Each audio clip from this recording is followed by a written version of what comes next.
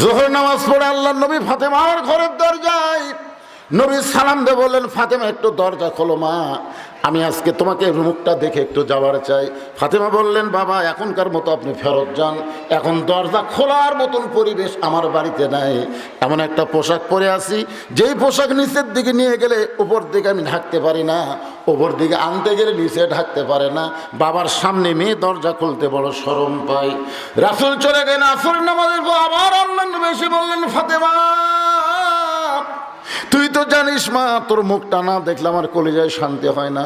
ফাতেমা বলে, বাবা এখনো পরিবেশ ঠিক হয় নাই, এখনকার মতো আপনি ফেরত যান। সঙ্গে সঙ্গে নবী আমার জানলার কাছে গিয়ে বললেন, ফাতেমা একটু জানলার পাল্লা খোল। নবী এক টানে গায়ের চাদর খুলে ফাতেমার হাতে দিয়ে বললেন, মা এই চাদর পরে বাবার জন্য একটু দরজা খুলে দে। এখান থেকে বোঝা গেল মেয়ে যখন বড় হবে বাবা ইচ্ছা করলেই মেয়ের ঘরে ঢুকতে পারবে না, ছেলে যখন বড় হবে ইচ্ছা করলেই মায়ের ঘরে ঢুকতে পারবে। দিনের মাহফিল তো সমস্যা। আপনারা বক্তার দিকে না তাকায় কোন দিকে তাকায় আছেন? আমি যে কথাগুলো বলতেছি কথাগুলো কি গুরুত্ব নাই? কত গুরুত্ব একটু মনোযোগ দিয়ে শোনেন। চলেই তো যাবেন রে ভাই, থাকবেন? চলেই যাবেন, বাড়ি যাবেন?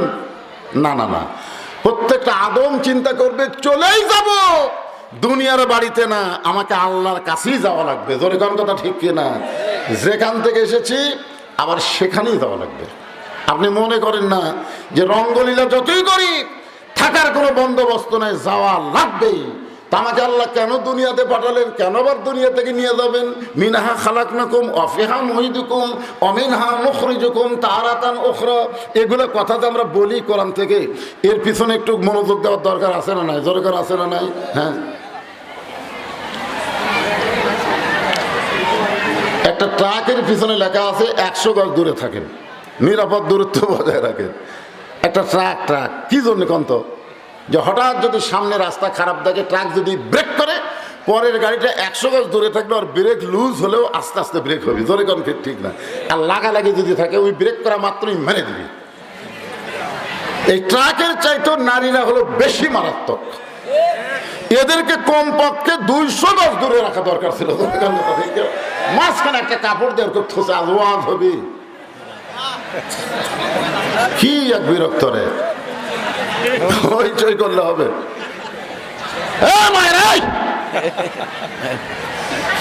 হায় হায় কি চিল্লা চিল্লি রে, আমার কথার কান জানা একটু হরণ দিকে দাও তো তোমরা। বেশি আছে, স্বেচ্ছাসেবক আছে অনেক। শোনেন, একটু মনোযোগ দিয়ে শোনেন। ইন্নাল ইনসানা লাফি খুসর, নিশ্চয় মানুষগুলো ক্ষতির ভিতরে। এখানে কিন্তু শুধুমাত্র পুরুষ মানুষ না, এখানে নারীও আছে। সর্বপ্রথম পুরুষের ক্ষতি কিন্তু শয়তান করেনি, সর্বপ্রথম পুরুষের ক্ষতি করছে নারী। শয়তান ক্ষতি করছে নারীর, আর নারী ক্ষতি করছে পুরুষের। ওই যে ইবলিস শয়তান মা হাওয়াকে প্ররোচনা দিল যে গন্ধম গাছের ফল খাও, ঠিক কিনা বলেন? আপনারা বলেন তো, আদমের কাছে শয়তান আসতে পারছে? আইসে কার কাছে? হাওয়ার কাছে। আর হাওয়া খাওয়ার পরে এমন একটা সবক দিছে, তোমার স্বামীরে খাওয়াবার পারলেই আর জান্নাত ছাড়া লাগবে না, আর জান্নাত ছাড়া লাগবে না। তখন তাকে তা হাওয়া শুরু করলো, কেমনে খিলান যায়। শেষ পর্যন্ত একের শরবতের মধ্যে গন্ধম গুলিয়া মিশিয়া তারপর খাওয়াইছে। যেই খাইছে মা হাওয়া মুসকি মুসকি হাসতেছে, কাজ সাকসেস। আদম বলে, হাওয়া হাসলা কেন? বলে, হাসার কারণ হলো যেটা ফল আকারে পারিনি শরবত আকারে খাওয়াইছি। বলে, কোন গাছে? বলে, ওই গাছে। আদম কারে নিষেধ না করলো? নিষেধ করার পরে তোমার আকর্ষণ বেড়ে গেল। আল্লাহ নিষেধ করবে আপনাকে একলাই করুক, আমার সামনে করলো কেন? তার মানে বোঝা গেল নারীদেরকে নিষেধ করা মানে আমি যতই হয়েছে নিষেধ করতেছি, ওরকে মনে আরো তাও বাড়তিছে। নিষেধ করার পরে আকর্ষণ বেড়ে গেল, নিজে খাইলো, আদমরে খাওয়ালো। সঙ্গে সঙ্গে আমাদের বাবা আদম, যাকে আল্লাহ আদর করে তৈরি করেছেন, মুখের মধ্যে ডান হাতটা ঢুকাই দিলেন, এত দূর পর্যন্ত দিলেন, একেবারে হুলকুম পর্যন্ত হাত ঢুকাই দিয়ে রক্ত বমি করলেন, রক্ত বমি করলেন। এত কষ্ট করার পর আদম চোখের পানি বের করে বলে, হাওয়া রে তুই এত বড় নির্যাতন আমারে কেমনে করলি, যে গাছের কাছে যাইতে নিষেধ সে গাছের ফল খালে আমারে খাওয়ালি, রক্ত বমি করলো। এতটুকু আদম আলাইহিস সালাম করলেন, তারপর আল্লাহ কি বললেন? বার হয়ে যাও, বার হয়ে যাও, আর জান্নাতে থাকার সুযোগ নাই। কারণ জান্নাতে আমি পেশাব পায়খানা তৈরি করিনি। ওই গাছটা হলো পেশাব পায়খানার গাছ। ধরে কোন কিসের গাছ? আল্লাহ তখন কয়নি, তখন একটু হিকমত অবলম্বন করছে, ওয়ালা তাকরাবা হাযিহিস শাজারা ফাতাকুনা মিনাজ জালিমিন। এখন বলেন আদম আলাইহিস সালামকে আল্লাহ তাআলা বের হওয়ার বললেন কোথায়? পেশাব পায়খানা করার জায়গায়। এই দুনিয়া হলো পেশাব পায়খানা করার জায়গা। বেহেশতের মধ্যে পেশাব পায়খানা নাই। আল্লাহ কাছে যাও, 2 দিন থাকো, থাকে পেশাব পায়খানা করে পেট ক্লিয়ার করে আবার জান্নাতে চলে আসো। চলতে পথে 2 দিন থামিলাম, যাবার কালে একজনারও দেখা না পাইলাম। 2 বোন যখন পড়ে যাচ্ছে, আমি দেখছি ওই ভিডিও ফুটেজ। শেখ রেহানা মাটির দিকে তাকা থেকে যাচ্ছে, আর শেখ হাসিনা খালি আপনারা দেখবেন, আমার কথা বিশ্বাস হলে এইরকম করে চারিদিকে তাকাচ্ছে। আপনারা বলেন তো, এই তাকে আনার পরে তার মনের মধ্যে একটা গান হয়েছে কিন্তু, চলতে পথে 2 দিন থামিলাম, যাবার কালে এক চামচারও দেখা না পাইলাম। এক চামচাও নাই। যারা শেখ হাসিনাকে হজরত বানায় দিছে তারা আগেই পলাছে। জোরখান কথা ঠিক কিনা? এই শামীম ওসমান কিন্তু আগেই পলাছে। এ কাউয়া কাদের যে কুটিয়া ছিল খুঁজেই পাওয়া যাচ্ছিল না। জোরখান কথা ঠিক কিনা? বাজান একটু মনোযোগ দেবেন। আদম বলে, আল্লাহ এই যে গন্ধম খাওয়ার অপরাধে আমাকে জান্নাত থেকে বের করে দিচ্ছেন, আপনি দেখেন তো আল্লাহ আমার কোনো অপরাধ আছে? আল্লাহ বলে, আদম আমি জানি তোমার কোনো অপরাধ নাই, তো আমার অপরাধ না থাকার পরেও আপনি আমাকেও জান্নাত থেকে বের করে দিচ্ছেন।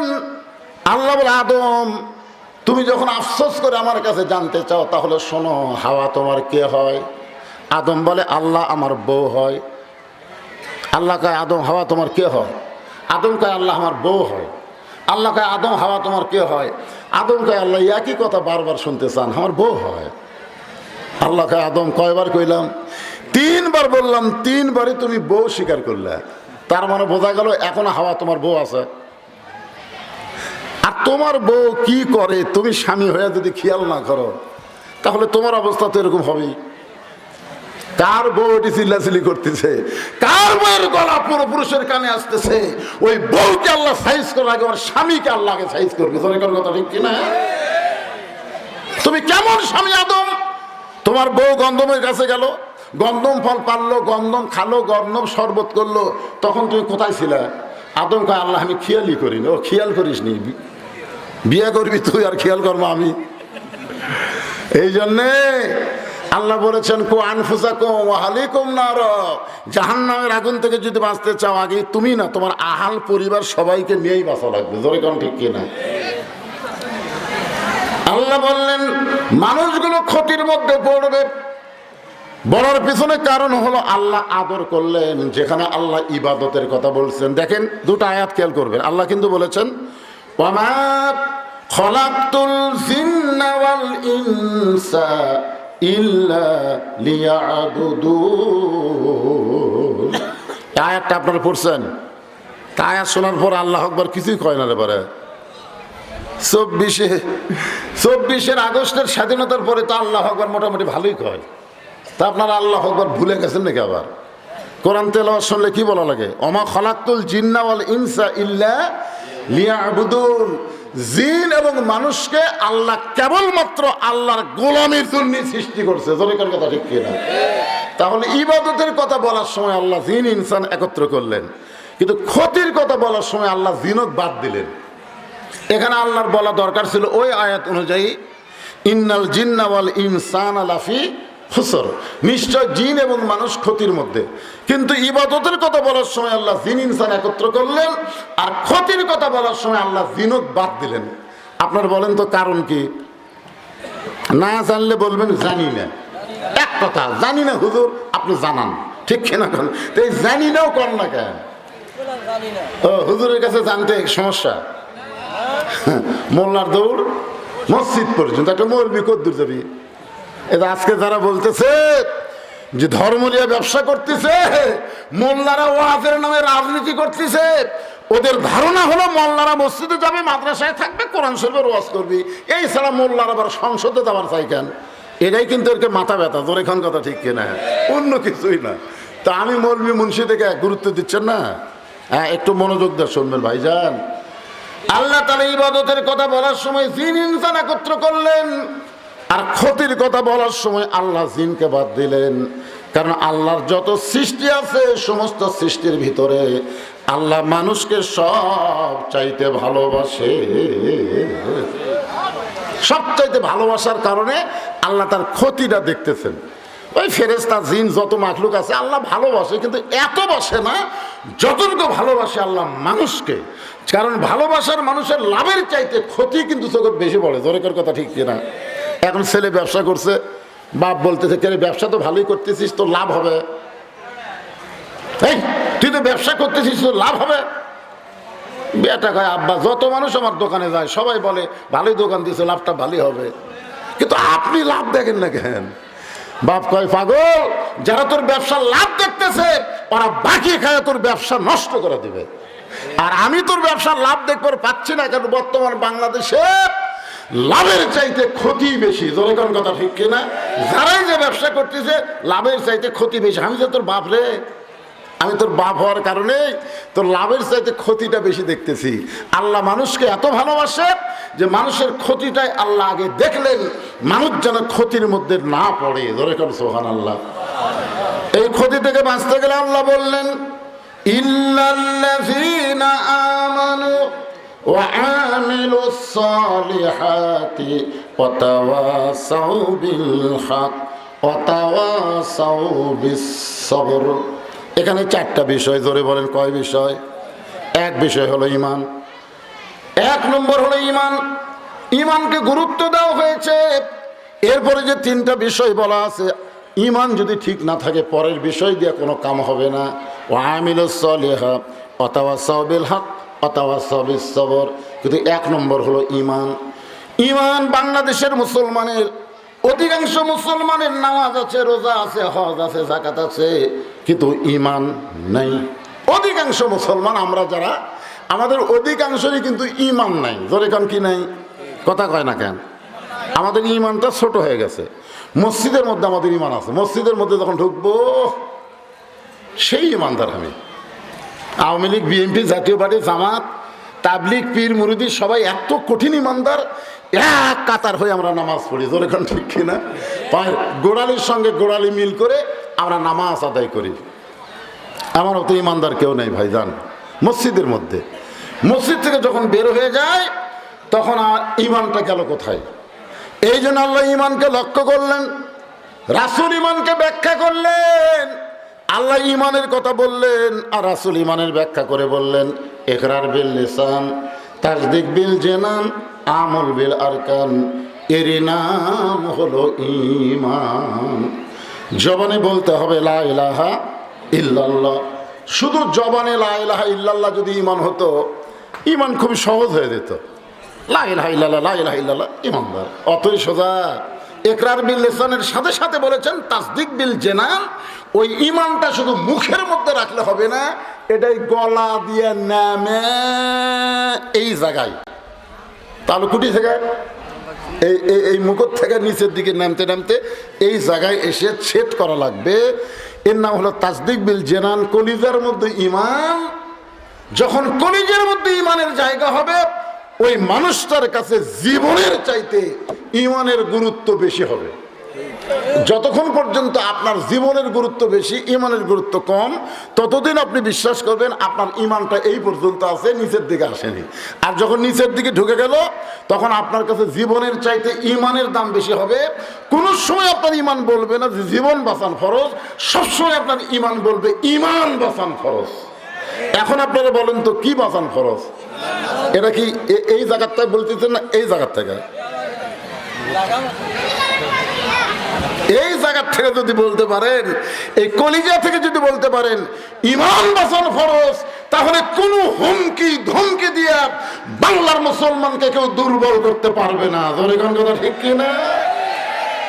কত হুমকি দিচ্ছে, 7 দিনের মধ্যে বাংলাদেশ দখল করবে, পলানার কোনো জায়গা নাই, 3 দিকে ভারত, একদিকে সাগর। মালহানের বাচ্চারা হুমকি দিবি আর আল্লাহর বান্দারে ভয় করবে, এটা মনে করিস না। ইমানের বলে বলিয়ান হয়ে সমস্ত বাতিলের বিরুদ্ধে মুসলমান দাঁড়িয়ে যাবে। জোরে গান কথা ঠিক কিনা? এই জন্য এই ইমানের খুবই দরকার। এই কলিজার মধ্যে যখন ইমানের জায়গা হবে, ওই মানুষটার কাছে মৃত্যু কোনো বিষয় না। উকিল এসে বলতেছে, স্যার রাত 12টায় আপনার ফাঁসি হবে। তো স্যার মুচকি মুচকি হাসের বলে, এখন কয়টা বাজে? এখন বাজে রাত 9:30। আলহামদুলিল্লাহ, এখন 2.5 ঘন্টা। উকিল বলে, স্যার 2.5 ঘন্টা পর আপনার ফাঁসি হবে। বলে, যাক সময় যখন আছে খামাখা বসে থাকা লাভ কি, আমি ঘন্টা দিয়ে ঘুম পাড়ি, যদি আমি চেতন না পাই তুমি উকিল এসে আমার ডাক দিও।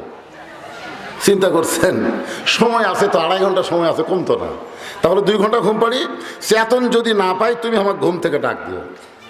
উকিল সাধারণ মানুষ মনে মনে চিন্তা করতেছে, এ ফাঁসির চিন্তায় পাগলা হয়ে গেছে, মন খারাপ করে বের হয়ে গেছে।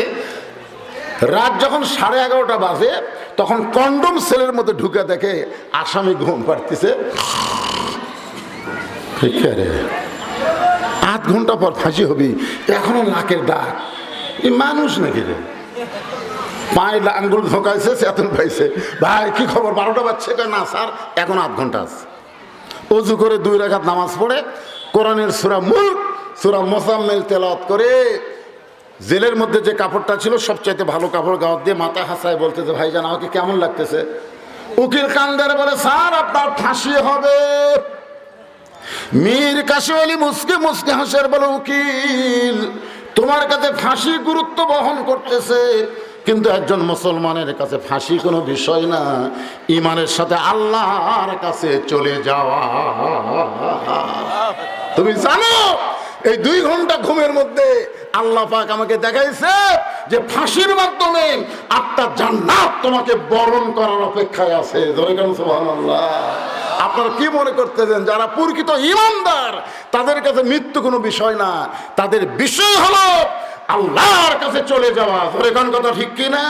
এই জন্য আল্লাহ বলেছেন, ইয়া আইয়ুহাল্লাযীনা আমানুত্তাকুল্লাহা হাক্কা তুকাতিহি ওয়া লা তামুতুন্না ইল্লা ওয়া আনতুম মুসলিমুন।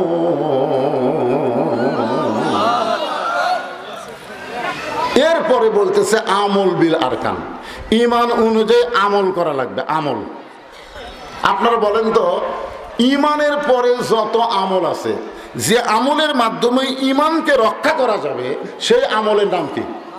জোরে করে, একজন করে হবে না তো, সবাই করা লাগবে। নাম কি? হ্যাঁ, সালাত কায়েম করা লাগবে। আমরা কোরআনের মধ্যে নামাজ নাই, সলাতই পাইছি, কিন্তু আমরা সলাত করলে অনেকে বুঝি না। এখন যদি বলে সলাত কয় প্রকার, সংসার জায়গায় নামাজ কায়েমের কথা আল্লাহ বলেছেন, নামাজ পড়ার কথা আল্লাহ বলেনি। এখন আপনারা বলেন তো, আমাদের বাংলাদেশে নামাজ পড়া আছে না কায়েম আছে? পড়া আছে, কায়েম নাই। তো নামাজ কায়েম করতে গেলে কি করণীয়? তখন কি মানুষের আইন চলবি না আল্লাহর আইন? কারণ মানুষের আইন সমাজের মধ্যে যতদিন থাকবে ততদিন পর্যন্ত মানুষ নামাজ পড়তে পারে, কিন্তু নামাজ কায়েম করতে পারবে না। নামাজ কায়েম ব্যক্তিগত না, নামাজ কায়েম হলো রাষ্ট্রীয়ভাবে ঘোষণা করা লাগবে। তরিকন কথা ঠিক কিনা? এই জন্যে নবী বললেন, আল্লাহ 3 বছর হলে নামাজ গোপনে গোপনে পড়তেছি, প্রকাশ্যে জামাত করতে পারতেছি না। আল্লাহ বলেন, হাবিব বর্তমানে মক্কায় যে পরিবেশ আছে, এই পরিবেশে আপনি হলেন ইমাম, আবু জেহেল হচ্ছে নেতা। একজন নেতা থাকবে, একজন ইমাম থাকবে, নামাজ কায়েম হবে না। যিনি ইমাম হবে তিনাকে নেতা হওয়া লাগবে। এই পরিবেশ মক্কা না হলো আপনাকে আমি মদিনা দিয়ে দিব। এখন সুবহানাল্লাহ, মদিনায় এই পরিবেশ পেলেন, আল্লাহ তাআলা আয়াত নাযিল করলেন, আল্লাযীনা ইম্মাক্কানাহুম ফিল আরদ। মুসলমানের মধ্যে কাউকে যখন ক্ষমতার চেয়ার দেওয়া হবে, ক্ষমতায় বসানো হবে, তার 1 নম্বর দায়িত্ব হলো পদ্মা সেতু নির্মাণ করা। 1 নম্বর দায়িত্ব হলো যমুনার উপরে রেল সেতু নির্মাণ করা। 1 নম্বর দায়িত্ব হলো রাস্তার উপর ওভার ব্রিজ করা। এক নম্বর দায়িত্ব হলো বাল্য বিয়া বন্ধ করা, মাদক মুক্ত সমাজ গড়া। এগুলো সবই দায়িত্ব হতে পারে, তবে এক নম্বর দায়িত্ব হতে পারে না। এক নম্বর দায়িত্ব হলো আকামুস সালাত, নামাজ কায়েম করা। ধরে কোন ঠিক কিনা? এখন আপনারা বলেন, আগামীতে সামনে আসছে শুভ দিন, চিন্তা ভাবনা করে নিন। এখন থেকে আমাদের চিন্তা করা লাগবে কোন দল ক্ষমতায় গেলে নামাজ কায়েমের আন্দোলন চালু হবে, নামাজ কায়েম বাংলাদেশে শুরু হবে। কোন দল? এখন থেকে আল্লাহর কোরআন দিয়া আমাদের চিন্তা ভাবনা করার দরকার আছে না নাই? এক নম্বর হলো নামাজ। লা সলাতা লা ইমানা, যার নামাজ নাই তার ইমানের এক পয়সা দাম নাই। তুমি নামাজ পড়ো না মিয়া, তুমি কই মুসলমান? তুমি মুসলমান দাবি করতে পারবা বাংলাদেশে, কিন্তু মুসলমান হয়ে মরতে পারবা না। আল্লাহ বলেছেন লা তামুতুন্না ইল্লা ওয়া আনতুম মুসলিমুন, মুসলমান না হয়ে মরিও না। তাহলে মুসলমান যদি মরতে চায় নামাজের দরকার আছে না নাই? লা সালাতা লা দীনা, যার নামাজ নাই তার কোনো ধর্ম নাই। এখন পুরুষ মানুষের জন্য এক নম্বর হলো নামাজ। এরা এরকম গল্প করে, এই ছেলে পেলে তোমরা গল্প করে দেখতেছো না? ওরা তোমরা গল্প করো কেন বাজান? তাহলে কি বুঝতেছেন? পুরুষের জন্য এক নম্বর হলো নামাজ, আর নারী জাতির জন্য এক নম্বর হলো পর্দা। আমার মায়েদের বলতেছে, মা, পুরুষ মানুষ যদি নামাজ না পড়ে একটা আমল আল্লাহর দরবারে কবুল হবে না। আর নারীরা যদি পর্দা না করে তাদের কোনো আমল আল্লাহর দরবারে কবুল হবে না। আমাদের জন্য নামাজ যেরকম গুরুত্ব, নারীদের জন্য পর্দা হলো সেই রকম গুরুত্ব। আপনারা বলেন তো, মেয়েরা যে নামাজ পড়ে, আপনার বউ তো বাড়িতে নামাজ পড়ে, দেখেন আপনি? আমি দেখছি আমার বউ যখন নামাজ পড়ে, ও বাবা রে, অন্য সময় যেভাবে তেভাবে থাকে, কিন্তু নামাজও যখন খাড়া হয় একে মাথা মুতো ঢাইকা ওন্না দিয়ে হেজাব টেজাব পরে তারপরে নামাজে দাঁড়ায়। দেখছেন নামাজে যখন দাঁড়ায়, কোনো মেয়েকে দেখছেন যে মাথার চুল খুলেতে নামাজ পড়তেছে? তো যখন বাড়িতে গল্প করে তখন তো মাথার উপর কাপড় নাই। অনেকগুলো মেয়ে মানুষ, সেদিন এক জায়গা তো ওয়াজ করে গেছি, এক ছেলে আমার কাছে প্রশ্ন করছে, হুজুর মেয়েটা খুবই পর্দানিশী, গ্রামের একটা মানুষ ওই মেয়েকে দেখতে পারেনি, সবসময় বোরকার মধ্যে থাকে, কিন্তু একটা অপরাধ হলো ওই মেয়েটা মাথার চুল বেচা খায়। ওই মেয়েটার ফতুয়া কি? আপনার বন্ধু যে মেয়েটা পর্দার মধ্যে থাকে ওই তো মানুষের সামনে আসে নাকি তোর চুল লাড়া ছাড়া কিনতেছে, লাড়া ছাড়া যাই প্রথম কিনে ওই কি লাড়া ছাড়া লাড়ে না, লাড়া ছাড়া ওজন দেয়। আপনারা বলেন মেয়ে মানুষ মারা গেলে 5টা কাপড়, তার মধ্যে একটা হলো মাথা বাঁধ। আমার মায়েদের জন্য বলতেছি, মা একটু মনোযোগ দিয়ে শোনেন। এক নম্বর হলো আপনাকে পর্দা। এই পর্দা যদি না থাকে কোনো আমল আপনাদের আল্লাহ কবুল করবে না। এদের এখানে আইসেন, হইচই করতেছেন, কথাবার্তা বলতেছেন, পরপুরুষ শুনতেছে, পর্দার খেলাফ হয়ে যাচ্ছে। এই জন্য আমার মায়েরা মনোযোগ দেন। আল্লাহ রাসূল ফাতেমার ঘরের মধ্যে ঢুকলেন, ফাতেমাকে ডাক দিয়ে বললেন, ফাতেমা, তোমার কি কখনো মনে হয় তোমার বাবা বিশ্ব নবী বলে আল্লাহ তোমাকে জান্নাত দিবে? ফাতেমা বলতেছে, বাবা এ কথা একবার কেন 1000বার আমার মনে হয়। আমি বিশ্বাস করি আমার বাবা বিশ্ব নবী, এই কারণে আমি জান্নাতি। আল্লাহ রাসূল চোখের পানি বের করে ছোট বাচ্চার মতন কান্না শুরু করে দিলেন। ফাতেমা, তুমি কখনো এমন বিশ্বাস করতে পারো না তোমার বাবা বিশ্ব নবী বলে আল্লাহ তোমাকে জান্নাত দিবে। জান্নাতে যদি যাবার চাও তাহলে জান্নাতের আমল করে তোমাকে জান্নাতে যেতে হবে। তোমার বাবা নবী বলে আল্লাহ তোমাকে জান্নাত দিবে এইটা কখনোই মনে করো না, জান্নাতের আমল করে তোমাকে জান্নাতে যেতে হবে। ফাতেমা বলেন, বাবা জান্নাতে যাওয়ার আমল কি? আল্লাহ রাসূল বললেন, 4টা আমল করলে আল্লাহ 8টা জান্নাতের দরজা খুলে দিবে। এই মায়েরা ভালো করে শোনেন, মাত্র 4টা আমল, 4টা আমল করলে 8টা জান্নাতের দরজা আল্লাহ খুলে দিবে। তার মধ্যে সবচাইতে গুরুত্বপূর্ণ আমল হলো পর্দা। ও ফাতেমা, মেয়েদের সবচাইতে আমল হলো গুরুত্বপূর্ণ পর্দার সঙ্গে সঙ্গে ফাতেমা তার কাছে এক ওড়না ছিল, ওড়নাটা মাথার উপর টাইনা বলল, বাবা এইভাবে যদি আমি পর্দার মধ্যে যাই, রাসূল বলেন, ফাতেমা এইভাবে যদি পর্দাকে গ্রহণ করো, আমি রাসূল বলতেছি আল্লাহ তোমাকে দুনিয়াতেও সম্মানিত করবেন এবং আখিরাতেও সম্মানিত করবে। আমরা খুতবাতে শুনি, জুমার দিনের সানি খুতবা শোনেন না? সাইদাতুন নিসায়ে আহলিল জান্নাহ ফাতেমাতুজ জোহরা। নারীদেরকে জান্নাত দেওয়া হবে, সমস্ত জান্নাতি নারীদের নেত্রী যিনি হবেন তার নাম হলো ফাতেমা। তাকে আল্লাহ একটা ডিগ্রি দিয়েছেন, নাম হলো জহুরা ডিগ্রি। জোরে কোন কি ডিগ্রি? মায়েরা যারা পর্দার অন্তরে একটু শোনেন, কারণ মেয়েরা যদি পর্দার মধ্যে যায় আমাদের যুবক নিয়ে কোনো টেনশন করা লাগবে না। আজকে যুবকরা 4G 5G মোবাইল নিয়ে সবসময় ঘরে ঘরে, কি ঘরে না? ঘরে না? আমার মতন বক্তাকেও যুবক আসতেছি আটকে দেয়, হুজুর একটু দাঁড়ান, কি জন্যে? একটা সেলফি। হাই রে যুবকেরা তো হসে ভাই, এরকে চাল চলন মুড মোশন দেখলে এরকম হওয়ার পিছনে কারণকে জানেন? এরকে ভিতরে একটা আকাঙ্ক্ষা কাজ করতেছে, সেই আকাঙ্ক্ষা হলো বেপর্দা নারী। এই বেপর্দা নারী আমাদের যুবকদেরকে পাগল বানিয়ে দিছে। আজকে যদি মেয়েরা পর্দার মধ্যে থাকে আমাদের একটা যুবকও বেসাইজ হবে না, সমস্ত যুবককে আল্লাহ সাইজ করে দিবে। জোরে কারণ সুবহানাল্লাহ। এই জন্য মা বোনদের একটু পর্দার ওয়াজ করার দরকার আছে না নাই? জোরে কারণ আছে না নাই? ও আমিনু সলেহাত। সূরা আসরের 2 নম্বর বিষয় হলো নেক আমল। নেক আমলের মধ্যে পুরুষের 1 নম্বর হলো নামাজ, আর নারীদের 1 নম্বর হলো পর্দা। আল্লাহ রাসূল বললেন, ফাতেমা, আল্লাহ তোমাকে দুনিয়াতে সম্মানিত করবেন, আখিরাতেও সম্মানিত করবেন যদি তুমি পর্দার ভিতরে থাকো। ফাতেমার জীবনে অনেক কষ্ট হয়েছে, কিন্তু ফাতেমা খুবই সম্মানিতা। তার প্রমাণ হলো বুখারী শরীফের একটা হাদিস। কতগুলো মেয়ে মানুষ ফাতেমার দরজার দাঁড়িয়ে আছে, ফাতেমার সাথে দেখা করবে। যাকে আল্লাহ জান্নাতের নেত্রী বানাবে সে ফাতেমারা দেখতে কেমন, এই জন্যে কতগুলো মেয়ে মানুষ দরজার দাঁড়িয়ে আছে, কিন্তু দরজা তো একেবারে বন্ধ।